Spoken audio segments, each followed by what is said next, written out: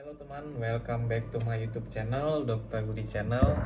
Saya Dr. Hudi akan memberikan informasi kepada teman-teman semua tentang penyakit kurang darah atau anemia. Sebenarnya yang sering saya dengar di masyarakat adalah penyakit kurang darah. Tetapi bisa di dalam medis itu darah itu bisa beberapa jenis, contohnya sel darah merah, sel darah putih, dan juga trombosit atau darah yang berguna untuk membekukan darah. Nah, tetapi maksud di masyarakat kurang darah itu maksudnya adalah di dalam dunia medis disebut dengan kurang sel darah merah. Nah, apa aja keluhan anemia atau kekurangan sel darah merah? Seperti yang kita sudah ketahui bahwa pasien-pasien yang kekurangan sel darah merah itu memiliki tubuh yang pucat, kemudian lemas, mudah lelah, kemudian biasanya diikuti dengan keluhan sesak napas, jantung berdebar-debar.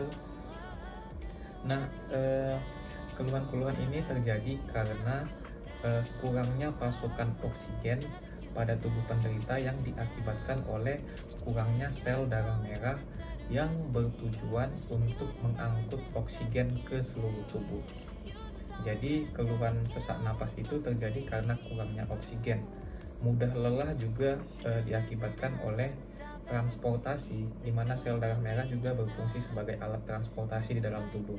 Itu menjadi terhambat untuk mendistribusikan zat-zat penting dalam tubuh ke seluruh organ-organ tubuh. Jadi sel darah merah ini memiliki banyak fungsi. Kemudian bagaimana kita bisa mengetahui anemia atau kekurangan sel darah merah? Yaitu dengan melakukan pemeriksaan darah rutin.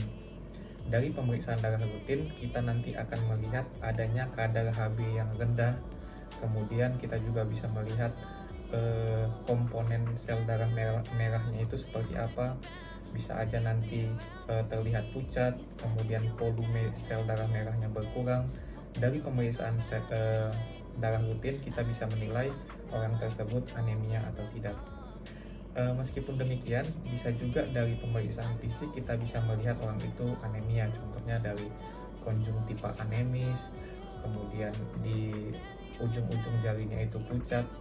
Itu merupakan tanda-tanda fisik yang bisa kita lihat untuk melihat orang tersebut anemia atau tidak. Nah, jenis-jenis anemia atau kekurangan sel darah merah. Kekurangan sel darah merah atau anemia juga memiliki beberapa jenis. Contohnya adalah anemia hemolitik, anemia defisiensi besi, anemia megaloblastik, anemia karena penyakit kronik, dan lain sebagainya. Anemia karena pendarahan. Nah, itu merupakan penyebab-penyebab dari kurangnya sel darah merah. Contohnya pada anemia hemolitik. Pada anemia hemolitik adalah anemia yang terjadi karena sel darah merahnya itu pecah di dalam tubuh. Bisa disebabkan karena berbagai macam. Contohnya pada orang yang malaria, kemudian ada orang yang defisiensi G6PD, atau adanya autoantibody terhadap sel darah merah tersebut. Sehingga sel darah merah yang contohnya berumur 3 bulan, tetapi pada orang yang anemia hemolitik itu umur sel darah merahnya itu lebih cepat, sehingga dia pecah sebelum waktunya. Kemudian ada juga yang dinamakan dengan anemia defisiensi besi. Nah, anemia defisiensi besi adalah anemia yang terjadi karena kurangnya pasokan zat besi di dalam tubuh si penderita tersebut. Penyebabnya bisa berbagai macam. Yang paling sering itu karena kurangnya pasokan zat-zat makanan yang mengandung zat besi. Kemudian bisa juga karena diakibatkan oleh adanya cacing di dalam tubuh penderita, yang nantinya cacing itu akan menyerap zat-zat besi atau sel darah merah dari tubuh si penderita. Kemudian apalagi jenis anemia, yaitu anemia pendarahan.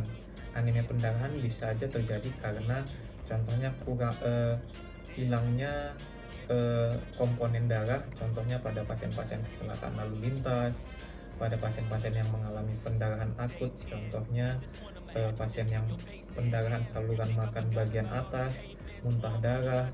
Nah, itu bisa menyebabkan kadar Hb-nya menjadi rendah. Kemudian apalagi penyebab anemia? Ada juga dinamakan dengan anemia megaloblastik. Anemia megaloblastik adalah anemia karena kekurangan vitamin B12. Nah, ini bisa menyebabkan sel darah merahnya itu menjadi besar, tetapi ini juga memicu sel darah merah tersebut tidak kuat dan mudah untuk rapuh. Nah, teman-teman, jadi dari etiologi ini, dari penyebab-penyebab ini kita bisa menangani penyebab anemianya. Jadi penanganannya, pengobatan anemianya itu adalah sesuai dengan penyebab anemianya atau penyebab kekurangan darahnya.